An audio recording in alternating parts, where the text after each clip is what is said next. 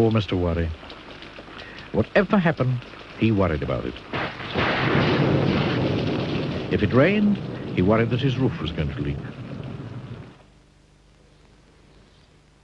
If it didn't rain, he worried that all the plants in his garden were going to die.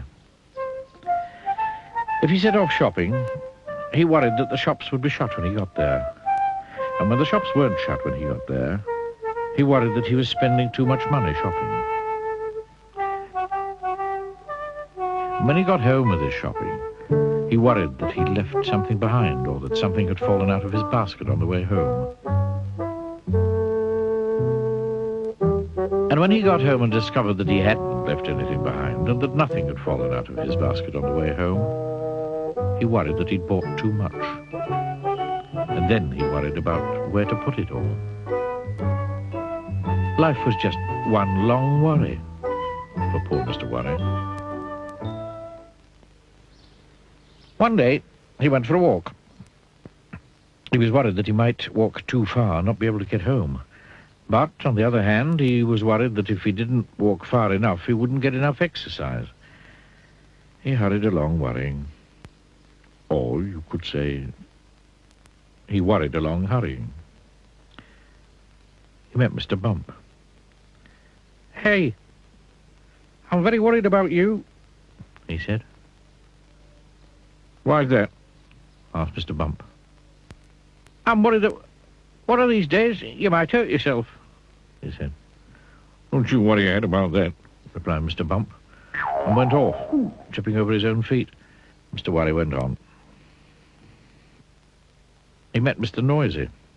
"Hey, I'm very worried about you," he said. "Why's that?" asked Mr. Noisy. "Well, I'm worried that you might lose your voice," said Mr. Worry. "Don't you worry your head about that," said Mr. Noisy, and went off. Clump, clump, clump, clump, clump, clump, clump, clump, clump. Mr. Worry went on. He met Mr. Greedy. "Hey, I'm very worried about you," he said. "Oh, why's that?" asked Mr. Greedy. "Well, I'm worried that you might eat too much and be sick," explained Mr. Worry. "Me?" replied Mr. Greedy. "Eat too much? Oh, impossible." And he went off for lunch. Mr. Worry went on. He met a wizard. "Hello," said the wizard. "Who are you?" "I'm Mr. Worry." "And you look it," commented the wizard. "I tell you what," he went on, for he was a helpful sort of wizard. "Why don't you go home and write down every single thing that you're worried about, and I'll make sure that none of these things will ever happen. And then you won't have anything to worry about, will you?" Mr. Worry smiled. It was the first time he'd smiled in a long time. In fact, it was the first time he'd smiled that year.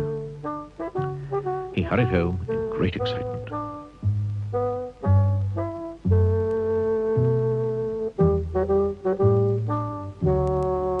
When he got home, he sat down to write out all the things that worried him. Every single thing. It was a long list.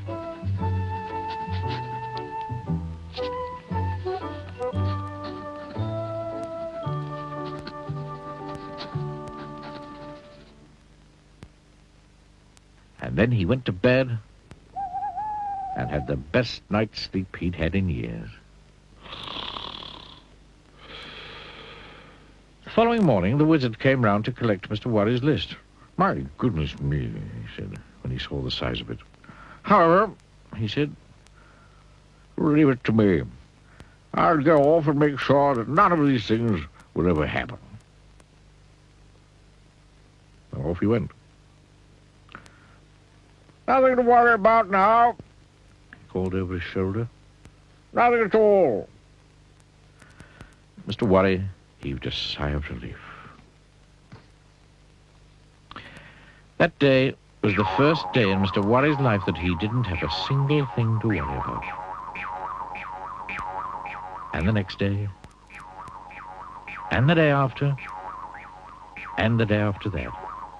On Monday, Tuesday, Wednesday, Thursday, Friday, Saturday, and Sunday, Mr. Worry didn't have a care in the world.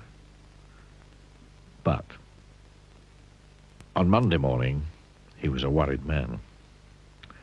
Oh, dear. What do you think was worrying him? Can you guess? He went to see the wizard. Oh, dear, said the wizard when he saw him standing on his doorstep. What's worrying you now? I'll tell you, said Mr. Worry. I'm worried because I don't have anything to worry about. And he went home to worry.